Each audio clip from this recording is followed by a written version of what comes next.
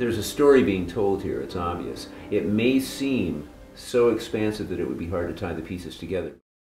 You know, when I was approached to do this, it was real interesting because everybody knew, I made a point saying, you know, I'm not a veteran, you know, and no one's had an issue with that at all. At first, maybe some people may have, but I've really been embraced by the veterans in that community. And so a good friend of mine who I went, of all things, to the business college with back in the early 70s, and he is a Vietnam veteran, when I first told him about getting this commission, he says, well, we finally got you, now it's your time to serve your country.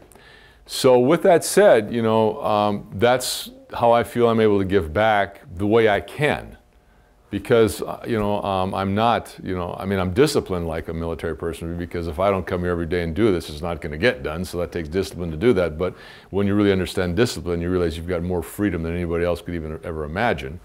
That's what discipline's about in that regard. But I mean, I feel very fortunate to be able to be the storyteller for these people. So I'm sort of the catalyst. I mean, I've had people come up in front of these paintings and actually start crying.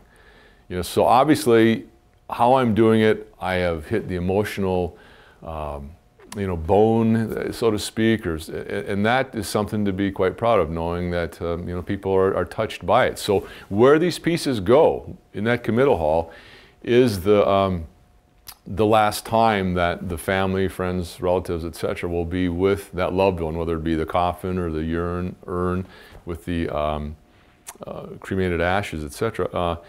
To be able to honor these people and tell that story for me has been, you know, a great privilege. And so I actually view it as sort of my Sistine Chapel when everything is said and done, when all 5 paintings are up there, because it's going to be a lot of space covered when you see that, and to be able to do something that really has meaning.